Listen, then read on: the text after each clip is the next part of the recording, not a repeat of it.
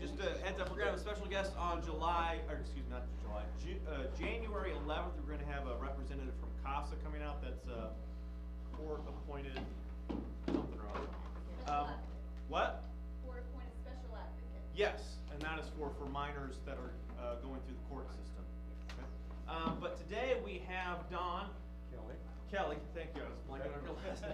Don Kelly. Don is the district coordinator for disaster response of the Oklahoma District Lutheran Church Missouri Synod. And we are hosting on January 17th, we are hosting a LERT training. LERT is Lutheran Early Response Team. I always want to say emergency, but it's early. In other words, the guys that come in with the chainsaws and do all the really fun stuff, that's Don, all right? So he's going to come. He wanted to come and talk about that a little bit. I don't know if I warned you that usually the Sunday after Christmas is low attendance. I'm sorry for that. But this is streamed, and so we'll be letting people know. So I'm going to turn it over to Don. He's brought a slideshow, so he'll be explaining. Yes. Thank you very much. It's good to be here. I appreciate the invitation to speak to you all today. Several years ago, LCMS Disaster Response did a survey, and they found that 54% of LCMS members that attend church on a regular basis had never heard of Lutheran Early Response Teams. Of the 46% that had heard of us, the majority of them didn't have a good understanding of what it was exactly that we do. So when you leave here today, you'll know what we do, who we are, and why we do what we do. I'll also spend a little bit talking about the training we're going to have later on in the night. Before we start, I want to thank the LWML for their continued support over many years. We could not do what we do without their support. Much of our equipment that we use is made possible by LWML. Our equipment trailer that we've had for over 10 years was made possible by a grant from LWML. So thank you for your support, and your minds do make a difference. So who are we? Who are the individuals that would join a LERT team? Well, first of all, we're Lutheran. That's one of the requirements. We are mostly retired. We do have some members as young as 14. That's where we start taking members. But for the main part, we're retired. That gives us the opportunity, the time to spend on the ministry. From many different backgrounds. We have a pecan farmer in our midst. We have a retired petroleum engineer, a semi-retired architect, a retired space engineer. We have a rancher. We have an RN. We have a retired UPS driver, and I'm a retired optometrist. So we come from all different backgrounds. This is Mark and Bev. They're from Grafton, Wisconsin. They spend a big part of their time traveling from one deployment to the next. That's how they choose to spend their time with the ministry, how they serve the ministry. But for every member that is a LERT member, it's completely up to you how much time you devote to the ministry. There's never any pressure or any demand that you attend a response. It's entirely up to the individual. We have some members that just devote 1 or 2 days a year, and that certainly is fine. This is a group that worked at the first deployment at Camp Lutheran. A lot of gray hair there, some with not much hair. With the exception of to the right is Pastor Ross Johnson. He is the director of disaster response from LCMS from St. Louis. He came to support our ministry and what we were doing. And then next to him is Dave Narins, of course, the district president. He also came to support our efforts.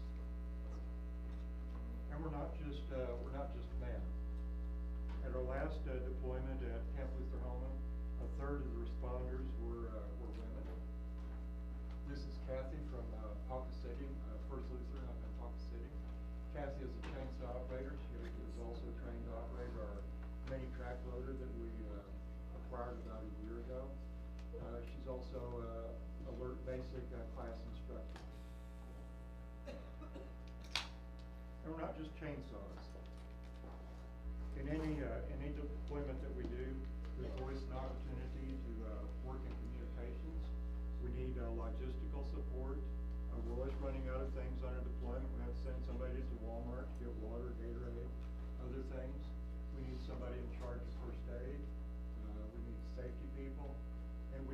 relations individuals before, during, and after a deployment.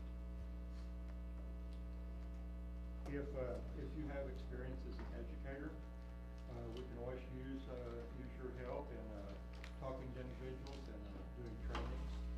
If you're an individual that knows the value of being prepared for unplanned events, being without electricity, you would certainly fit into the LERT system.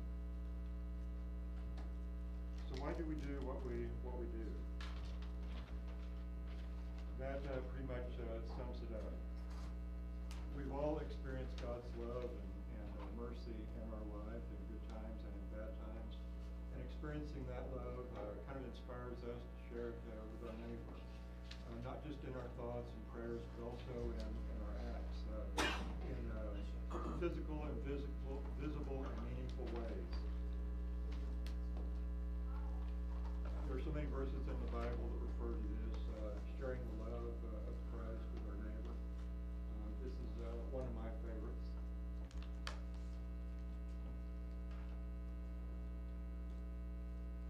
The reason we do what we do is because of the merciful and loving God we serve.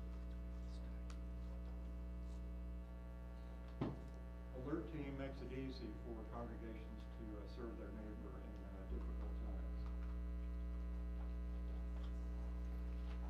We do disaster response a little bit differently. And that's because Christ is at the center of our response. Another way we're different is we always partner with a local congregation. We try to involve the local members in our response, even if they have not had a LERT training. There are a lot of support roles they can have. Another important difference is we never respond to an incident without first planning and coordinating with the pastor and the church leaders. They help us determine the size of response we're going to have, how long it's going to take place, and how many people will be involved. We also, whenever we're working in a community, whenever we're on a job site, a residence, we'll always put a sign in the yard that identifies the cleanup as being provided by the local congregation.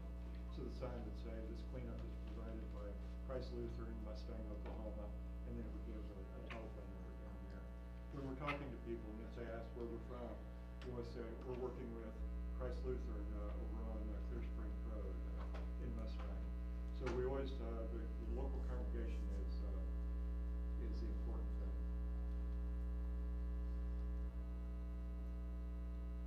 Physical and spiritual needs, you'll see that mentioned a lot. You cannot separate those in a disaster. A person cannot even think about their spiritual needs if they're overwhelmed with their physical needs. We're always there for the survivors. We listen to them. We comfort them. We pray with them. And they always, the debris and all that comes secondary all the time. We spend a lot of time talking to the survivors. More importantly, we listen to them. If their cars have been destroyed and they're concerned about getting to their work, we try to find somebody in the local congregation that can provide that service for them. If they have spiritual needs that we discover in talking to them, we try to have the local pastor come by and visit with them. Or at the minimum, we'll give them the pastor's business card. This was in Omaha, Nebraska, west of Omaha. This homeowner had planted a tree with his children, a pine tree, 35 years before. And as the tree grew and as the kids grew, the tradition was for the kids to decorate the tree for Christmas. This pine tree was snapped off about 4 foot high.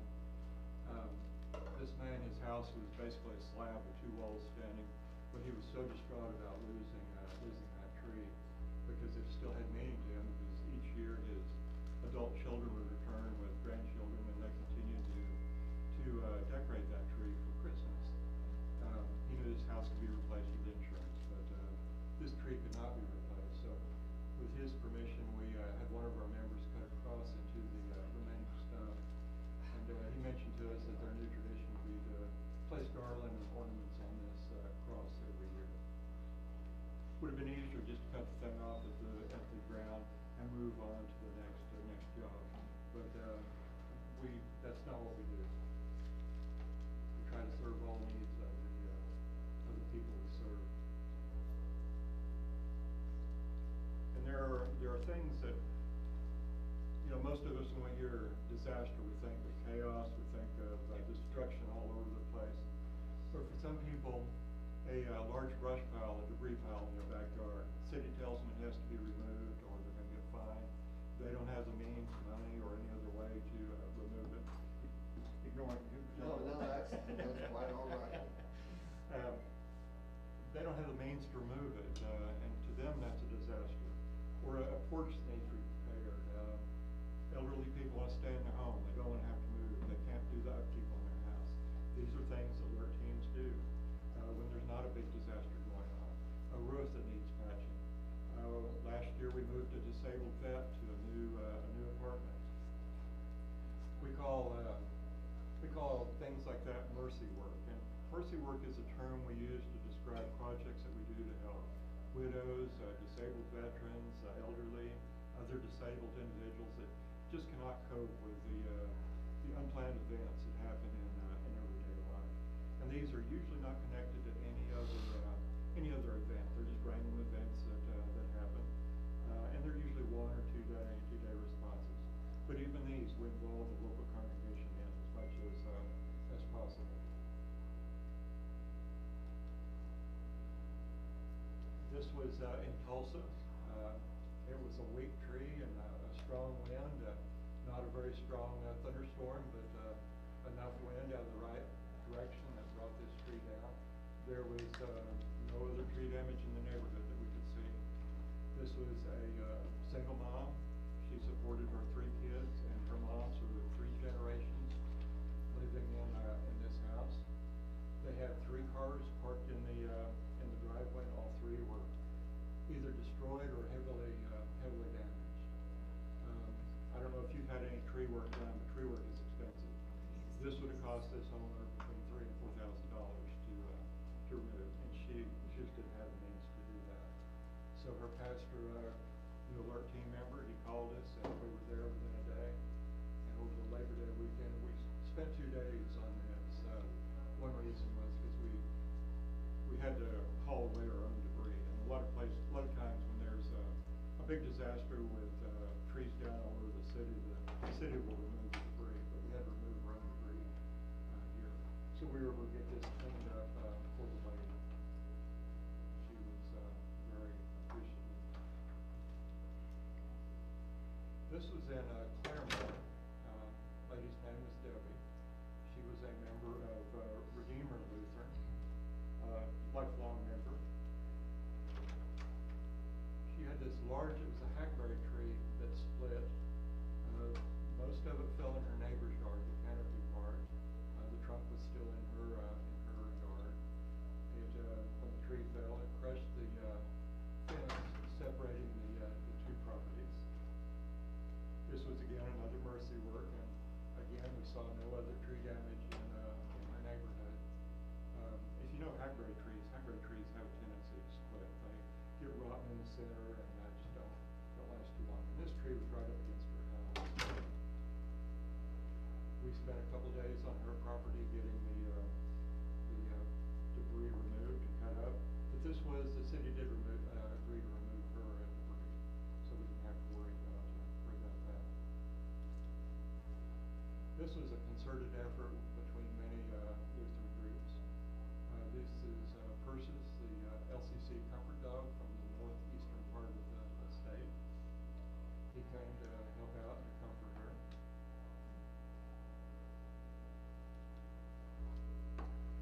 Debbie was overwhelmed at the love and support that we showed her. Her congregation had supported her in her spiritual life for years, and now her congregation is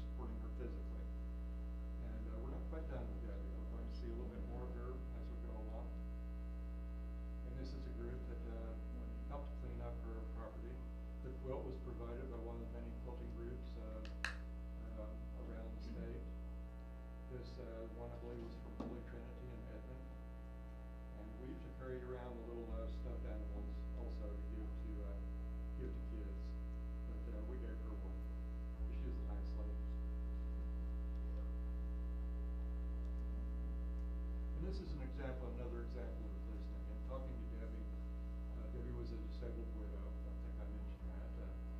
She had 4 dogs, and her disability made it difficult for her to take the dogs out to walk every day, which she had to do because her fence was destroyed and there was enough of a hole there the dogs could get out. So after listening to her and after we finished cleaning up the rest of her yard, we went to Tractor Supply and got some fence panels and T-posts, and were able to put up a temporary fence to keep her dogs in until she could get a new fence. But these troubles weren't over. I mentioned that the hackberry tree had split. It had left a significant part of the tree leaning over her house. And that was beyond our expertise and ability to handle that. As you can see, the trunk is split, and there's the rod that I was talking about. Larger hackberry trees tend to get hollow as they go on. They make a great habitat for coons, but other than that, they're a pretty weak tree as they go over.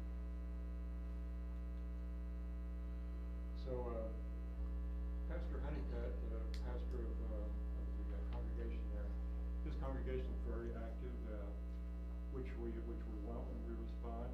His congregation gave us a place to meet in the mornings. They fed us breakfast, they fed us lunch. That's what we appreciate out of the local congregations and working with them. When we finished with the work we could do, Pastor Honeycutt contacted a local tree service company and got a quote of $3,600 to remove its tree. That was money that Debbie obviously didn't have. So we worked with LCMS Disaster Response. We wrote a grant for $3,600, and we were awarded the money to pay to have this tree removed. This tree company came in and worked on the tree for 1 day, and got the tree taken care of, and she was left with a pile of wood chips.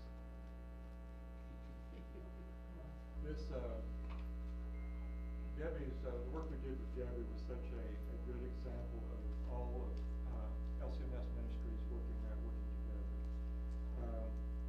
As I mentioned before, the equipment we used, the trailer that we used to get our equipment there, was provided by LWML. LCMS Disaster Response provided the funds to remove the standing tree. Holy Trinity Quilters provided the quilt to comfort her. The LCC Comfort Dog came to comfort her. So everybody comes together in a response like this. So it was an excellent example of what we're able to do. Now let's talk about real disasters, the ones with chaos and total destruction. These are some of the responses we've been to. Tropical storms to derechos, to hurricanes, wildfires, tornadoes, flooding. We have all done this with our LERT group in Oklahoma. This actually is Barnsdall, Oklahoma. Barnsdall, if you don't know, is southwest of Bartlesville. They had a F4 tornado go through there. Barnsdall was about 2,700 people before the tornado. The tornado destroyed about a quarter of their town. There is, a lot in that town. There was a lot of what we call indirect victims. There would be, no matter where you lived in that town, this tornado affected you. Small businesses would be affected because of the loss of the population. Schools would be affected by the loss of kids in attendance. Tax base would be affected. The indirect survivors, and another example of an indirect survivor is many times in a tornado, as seen from the pictures, there'll be a house here that's pretty much intact, maybe some tree damage. Across the street, everything is gone. The individuals that still have their house intact, they're an indirect survivor. They can have a lot of guilt feelings from not having as much damage, where their neighbors across the street have total damage. LERT members are pretty much trained to detect that, and those are people also that can benefit from a spiritual care. This photograph was taken by Michelle Rader out of Skiatook, Oklahoma. She is a LERT member also. Her and her husband drove there to see the extent of damage and to lay the groundwork for LERT response. It's one of my favorite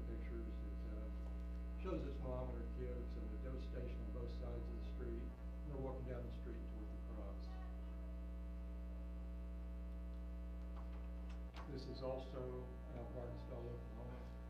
Again, you can see the extent of the damage there. And also some of the other more recent responses we've been on. Closest one here would have been Choctaw, a small tornado we responded to. It's been, I think, 3 or 4 days up there. Then we'll talk about the Lutheran tornado. A lot of us probably have connections to Lutheran. Perhaps some of you have gone there. You sent kids there. Grandkids maybe have attended there. This tornado occurred early in the morning of June 17th. The campers were asleep in their cabins, and they were awakened to get to their designated shelter, which happened to be the pointer's not showing. Big building here is a combination restroom and showers. That's where the campers were supposed to go for shelter. While they were leaving their cabins and going to shelter, these trees were falling all around them, and many of them, as you'll see, were not big, were not small trees. They were quite substantial. It's only by God's grace that somebody wasn't severely injured or killed in this tornado. This is one of the cabins, just pretty much covered up by a tree. If you'll recall, last spring was a very wet spring, which actually helped minimize the damage to the cabins. The strong winds, instead of snapping off the trees and then the trees falling on the cabins, it basically just uprooted the trees and gently pushed them over on top of the roofs of the cabin. 3 cabins had trees leaning on them like this one. One tree had a small dent in the metal roof, and that was the extent of the roof damage on the cabins. Some of them had damage to the trim around the roof. But as far as severe roof damage, none of them experienced that. These are 2 storage buildings in Lutheran. You can see the ones up there on top of the roof. They were already been had some trees removed from them to help clear it out. These 2 buildings were totally damaged, and we're currently in the process of writing a grant with LCMS Disaster Response to help pay for a grant to build them a new storage building to replace these 2 that were damaged. This building, this older building on the right, was actually from the original Camp Oklahoma, which, as I was told, was in the flood basin of Lake Tenkiller. So when Lake Tenkiller was built, they had to move Camp Oklahoma to its present site, and they brought this building with them. So this building is close to 100 years old. But unfortunately, it wasn't working. We weren't able to save that. That's another example of a tree leaning on a cabin. You see the size of the root ball. Again, a very large tree. Another tree on top of the cabin. If you're familiar with the camp, this is taken from the bathhouse that we saw a picture of earlier, looking down toward the dining hall. You could not walk from the dining hall, from the cabins directly down to the dining hall without walking around way up to the swimming pool and then down by the river to get to the dining hall. This happened, I think it was on a Tuesday, early Tuesday morning. Parents picked up their kids the next morning. Most of them had their kids by noon. And we arrived on the site. Our first team got there at noon that next day. But yeah, Tuesday at noon. This is one of our team members cutting the tree down to size. And that shows you the size of the root ball. A tree like this, and cutting it up, it poses a hazard to the chainsaw operator. As you work up from the top and as you gradually work your way to the base of the tree, the root ball, eventually you'll reach a point of equilibrium where you cut up off enough from the top that root ball will pop right back up into its original hole. So the chainsaw operator has to be aware of that, and all the people around him have to be aware of that to prevent any injuries. But LERT takes their safety precautions very seriously.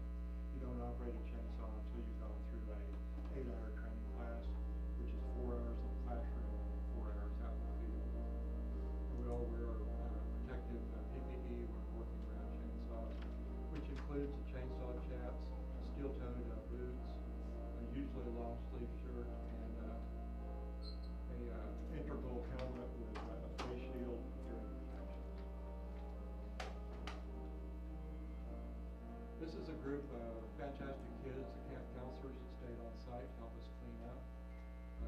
Couldn't have done it without their help. They drug rushed to burn piles. They monitored the burn piles to make sure they didn't get out of control. But they were a great group of kids to work with. And all of the work done on the Lutheran home.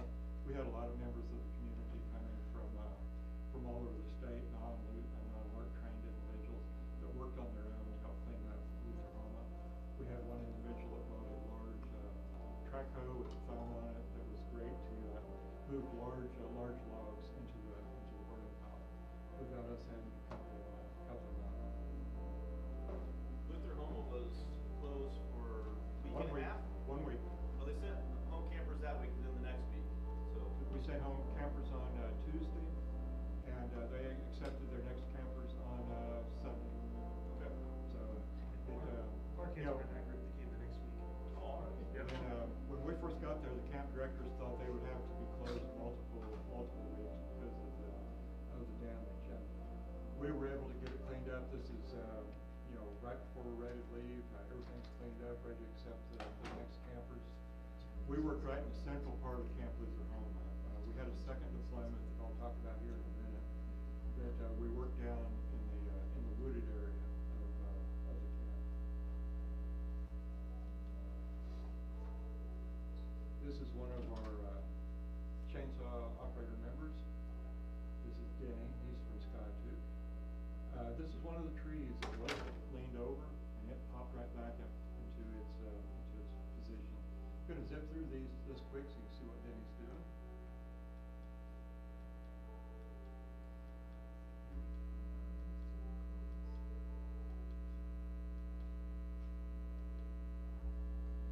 This cross that he cut out of the tree is right on the pathway that leads from the cabins to the dining hall. So kids will pass that cross 3 times a day going to the dining hall. Here's another picture of it. It's still crazy that a tree that size dropped in the middle of all of those buildings. Yes, and smashed. I mean, it was just amazing when you saw all of this laying all around. The kids were hurt, all the buildings were damaged to a great deal, except for those 2 storage buildings. And this is our second deployment that we had. Luther, they have what's called a challenge course that the kids can go down there. It helps them build teamwork, helps them build confidence in themselves. They also have a ropes course. They use it primarily for retreats that go there, adult retreats that go to the retreat cabins, and use it for the same reason, to build teamwork. We had 25 LERT members from 5 other districts. Those are the districts. We, as you noticed on the list of deployments that we've gone on, we've gone to other districts helping them. When we need help, they show up to help us. They bring equipment we don't have, they bring manpower we don't have. Can I ask you something? I couldn't see the list, my contacts. Did y'all go to the floods in Texas in July? We did not. We were in close contact with them, and primarily it was because of the inability to find all the victims, the bodies being still, and the Texas district never did put together a response that would involve other districts. They did their own thing, but we don't go there unless they ask us to come. So that's another aspect of LERT. This is an example of a trail we're going to clean up. I'd go to that and use that trail to get to some of the elements of the challenge course. We did our best to find ways around blockages like this, but down there at the very base, this is a trail going right underneath or right through there. So all of that had to be removed. And the trails were wide enough that we could get our mini track loader down into that area to take out the logs without having to cut them down into little tiny pieces. Another trail we're clearing. There was a lot, if any of you are woodworkers and know the value of wood, there was a lot of mature walnut trees that we just had to leave laying there. So some 24, 30 inch that were 20 foot long, just freight sections, but we had no way of getting out. We contacted some lumber places, some people that did salvage like that, and none of them were interested. So, I don't know, I'd like to find somewhere to get that out of there, 'cause that would be, you know, a load like that would be at least $2,000. That would be beneficial to me with the lumber. That's Brian down in there trying to figure a way through.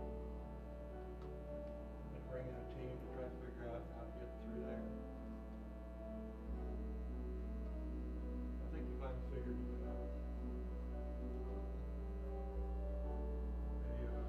Another mess we had to get through.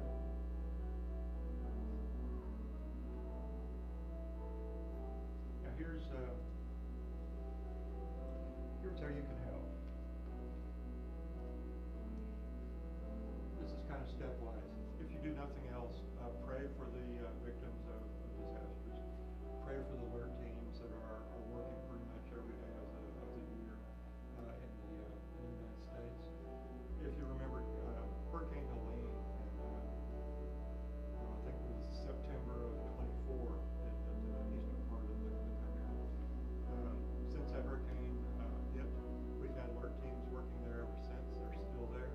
They're scheduled to be there until for another 9 months. So 2 years after the hurricane, we'll have LERT teams working in North Carolina, trying to figure out the debris. The next step you can do, take the training that was offered January 17th. We'll equip you with the tools that we've talked about. It will talk to you about the importance of listening to victims, knowing what to say, what not to say to individuals. Sometimes it's just as important. And if you take the LERT class, you have enough people here, you can decide to equip yourself with your own tools, starting simple with just a couple of chainsaws, some leaf rakes, some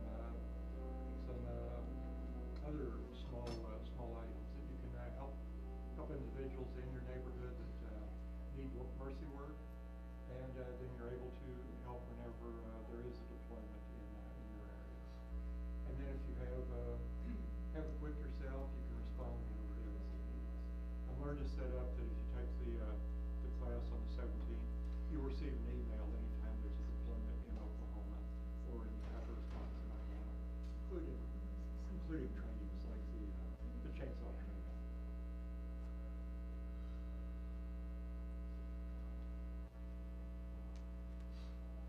And this is what we'll cover in the class. We'll just basically do an introduction. We'll talk about the different types of disasters and how they affect different people. And the important one is how churches respond to disaster. It's if you just wait till disaster happens in your community, you've waited too long. Taking the class equips you with the tools to know what to do when the time comes. And then what to do after a disaster. If there's a disaster in your community and a LERT team comes in to help clear the debris, the work's not over with. Whenever we work on a site with a family, we will get their information and we'll give it to the leaders of the church, and they can give it to the pastor and other individuals that can follow up with the individuals that have been affected by the disaster. So you can follow up and make sure everything's going all right with them. This is a manual that we'll be using. Thank you. Do you have any questions? Okay. Thank you very much. If you'd like to sign up for the training, if you go to our website under the calendar, look on January 17th, there's info there. Scroll down, there's a link down there, explains all what you have to do for that. We'll learn at the other congregations in the metro area, so both in our circuit and outside our circuit for that. So they do great work. You know, as he's talked about, and he kept on highlighting Lutheran, right? And just by the way, Lutheran, they are updating their tornado shelters, and so they're raising money for that right now. By the way, I believe there's some information. I hope there's some information on their website about that. And that's part of the grant we're writing, not only just for a storage place, Yes. Pay part of the tornado shelter. Yes, and the district's committed to Yes. help with that as well. We did that at the last board of directors meeting. But they help out all over Oklahoma. Again, Redeemer Claremore, Pastor Honeycutt, helping out with there. So it's a very great organization, way to again show the love of Christ through our work, and which leads to our words as well. Speaking of the shelter at Camp Lutheran, we have a semi-retired architect on our team, and he happened to be there when we were working at Lutheran. He sat down and talked to the directors, and the director of disaster response from St. Louis was there, and Dave Narrens was there. And we were all talking about doing a tornado shelter for the camp, and he estimated to put in a FEMA-approved, something we could call a tornado shelter. It would be about $800,000 per each shelter, and we would require 2 of them because of the distance of the cabins, because of FEMA's requirements. So what we're doing at Camp Lutheran is taking an existing structure, and we are hardening it to make it safer than what it is currently. Technically, we can't call it a tornado shelter. We can just call it a hardened building that will provide shelter for the kids. So it was very interesting. A FEMA shelter has to have men's and women's bathrooms in it, which you can imagine what expense that adds up. It almost doubled the cost, honestly. For It sure. did, because, Yes. we had both options in front of us at the district when they submitted all the information. Great, yeah.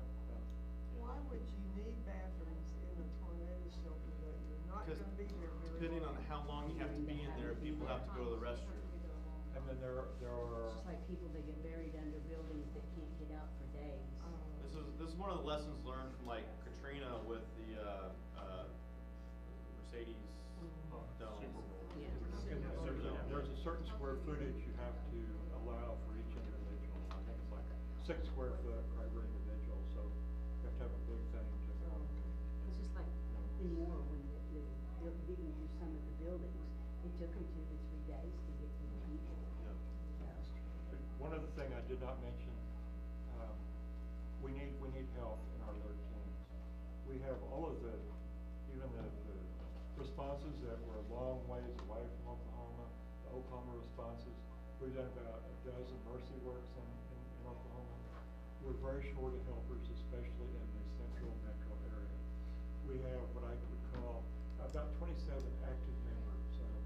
Those are members that have been on a deployment in the last two years. Of those 27, 23 of them are in northeastern Oklahoma in the Tulsa area. We have a couple here in the metro area. We have a couple in the Ponca City area up there. So we need help in the central area. That was highlighted in when we responded to Choctaw. Choctaw was far enough from Tulsa that we had to provide housing for all of our members that came over to that area. When you have members, say in Oklahoma City, Moore, in that area, those people can go work a day on a deployment in Choctaw, come back and sleep in their own bed instead of having to bring their own cots, have an air mattress. The church had to provide meals for us. It just makes it easier on everybody if we have members in the area, which we lack in the central part of Oklahoma. So, if it's possible, if it sounds like a ministry you'd like to be involved in, I'd encourage you to sign up to join us. You don't have to be that physically active to help us.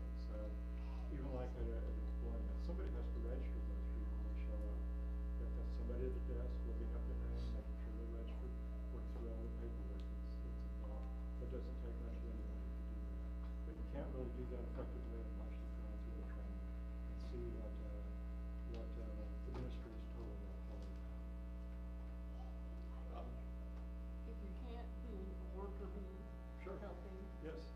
who would you make a donation to? Is there some place, is it just go to Yeah, the just make disaster?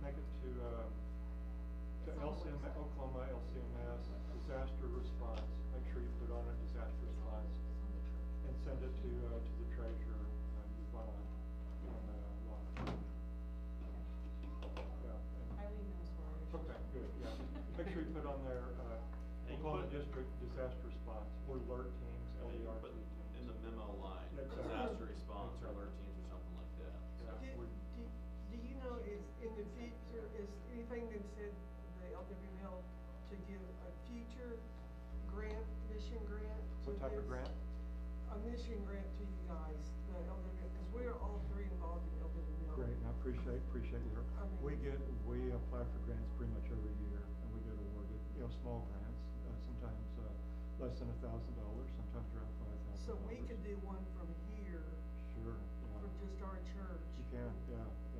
I gave a talk to the Stillwater LWML, and they. What do you guys need the most? Huh? Tools, trailers? You saw that slide with that thing that was pitching down that tree, with a bucket on the end of it.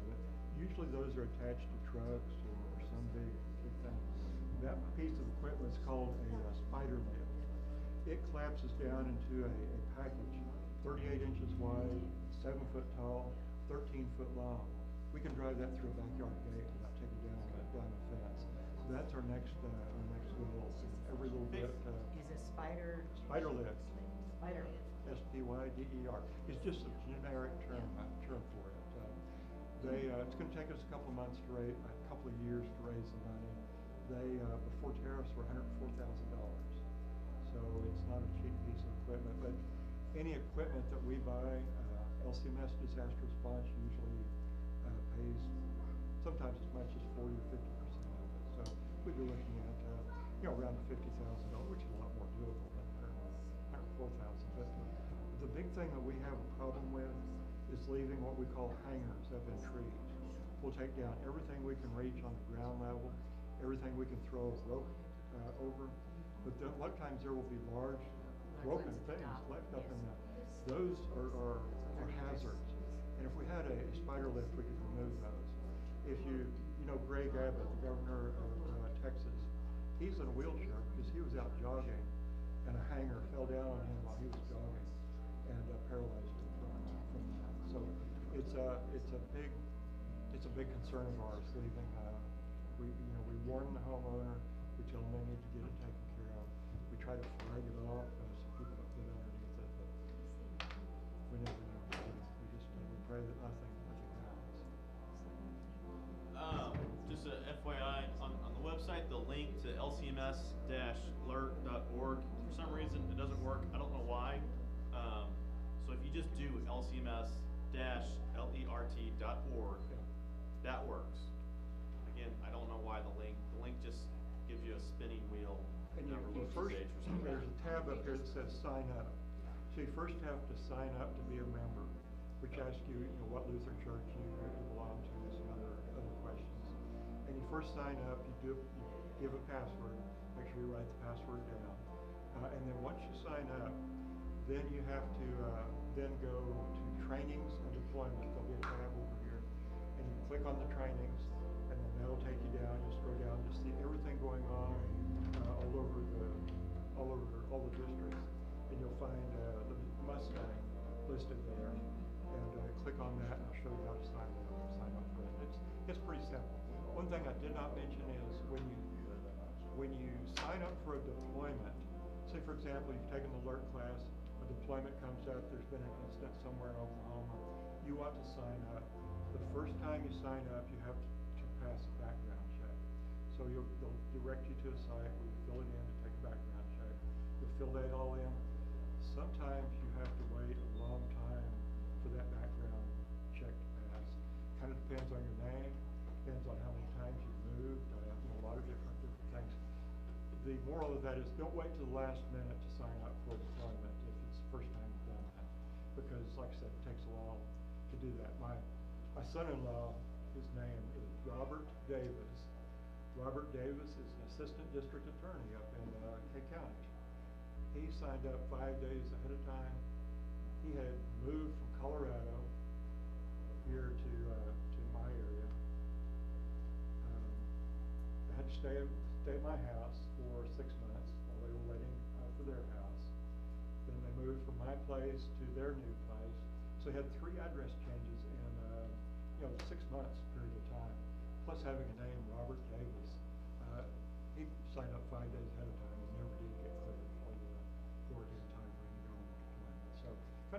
circumstance, but there's no charge for the background check.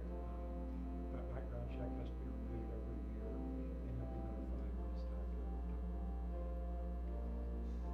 Yes? If, could our congregation say, make a project to help you? Sure. Like if there was a disaster, we could provide so much water, how Oh, would sure, we? exactly, yeah. Or how would we Contact give me. it to you guys? Every response is different. Just contact me and ask me, what do y'all need? If there's a large incident in, say, in Oakland County, and we do a deployment there that brings in a lot of districts, and we've got, 25, 30 people there for 2 or 3 weeks.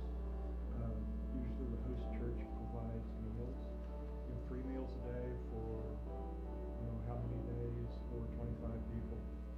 No matter how big the church, people get tired.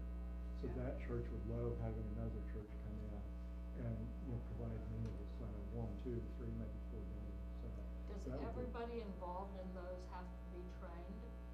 In, working with LERT you do, but if you're just bringing meals or Okay. helping as an auxiliary helper, yeah. That's what I mentioned, that anytime we have a response, the congregation initiates the response. And we try to use the membership, even if they haven't been trained, to do whatever they can do. So we don't have to use a LERT trained member to go to Walmart, buy water, to get labor.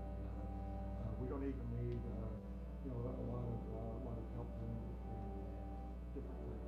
Because when we travel for a big response, we stay in the church for whatever time we're there. We bring our own couch, we bring our own air mattresses. That church may need extra help with like housing. Well, I don't think that's clear on your website. My talk. On the website, I don't think that is clear. What part of it? The part that you don't have to be trained. Okay, to do the. Yeah, because it basically says everybody needs to be trained, and, Is that the national website, or is that the? well, it is a national. Okay, all right. Yeah. There we have, Yeah. Oklahoma site is, slow out there. I'll mention that, yeah. And the time frame sometimes for training is also To long. sign up for it, or long? No, for going to it Yes. is longer than you think it's gonna be. It depends on the training, so what we're doing here isn't the chainsaw training, right? The chainsaw training. I know, Okay. I know, Are you I'm talking about just the saying. deployment? She wants to Yeah, change yes. that. Well, the training and then the deployment is different. Yes, much different, Yeah. yes. Now, sometimes another reason to do the training now is if there's a big incident in Oklahoma County, then there's gonna be a whole lot of churches that wanna do training so they can send people. Right, And, right. our people wanna be busy on that incident and not do the training. Yeah. Do the training on I will say this on the chainsaw. So I have been chainsaw certified with a different organization. It is not valid for LERT. I would still have to go through their training. Just With their equipment, with their equipment. that is Yeah, and- required. Yeah, that is required, and I mean, there's insurance reasons and all that. Exactly. Right. But another thing is, we have the chainsaw operator, and working next to him is a puller, is the name of the person behind him. Those two people need to work in coordination, Right. and they need to learn how to work together, so that the chainsaw operator, when the chainsaw operator puts his chainsaw in a holster position, this guy knows it's time to come in and drive, just to, clear things out. Now, we were fortunate to get, communications sets in our helmets. We have, I think, 6 helmets that have, wireless communication. So the chainsaw operator can speak to the guy back behind here, but can also speak to a safety officer up here. So if this guy, if the puller notices the tree starting to shift, and a lot of times you'll notice that with the canopy, will start to move long before you see it down here. He can say, get out of there, there's danger.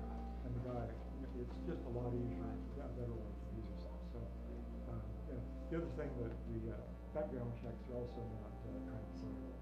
If you're, I don't care what level of security you got in the government, you still have to run our background check. for a year, I gotta renew every single year. Yes. This will just be a fifth, so every organization. Any other questions? If you have any questions, my email address and telephone is in a lot of the brochures that Pastor gave you. You can call me, you can text me, you can email me. I'll be glad to. Yeah, those brochures, I know more about. So that's where they are. I don't see one. But again, we welcome your help. So the January 17th? January 17th in the morning.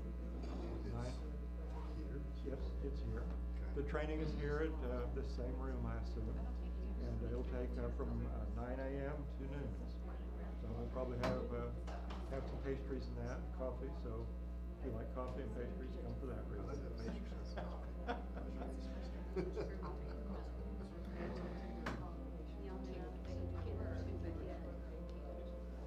So thank you. Thank you for coming and talking to us. Oh, wait a minute, I've got one other thing, you got time.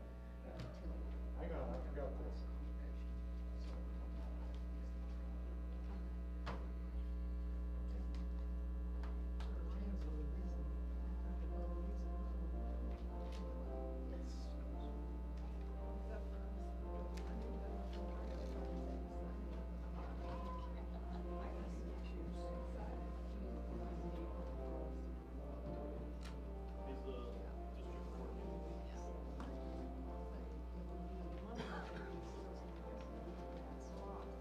Welcome.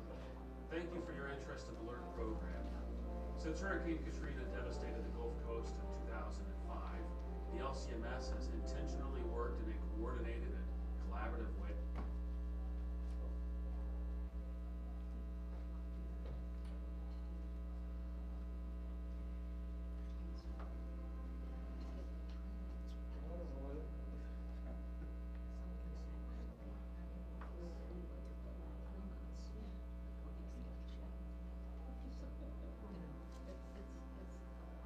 Welcome.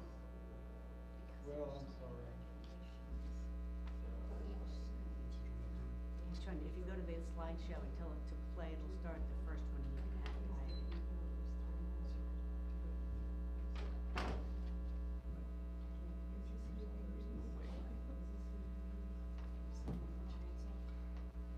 Yes, Debbie.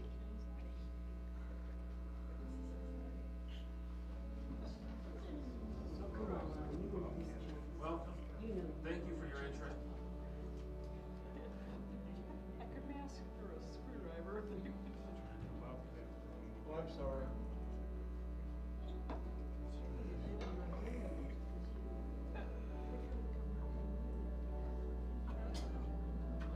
Well, if you take the class, this video is going to show right at the start of the class. You'll have to take the class to see the video.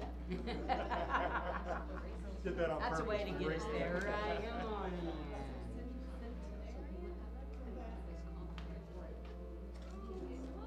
Well, if y'all don't realize that I need help, then what's wrong with you people? Did you get it on the web? On the website?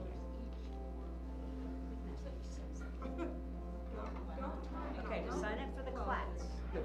we go to the website. Which website? LCMS-LERT. This one. Yeah. I wanna come help you. LCMS-LERT.org.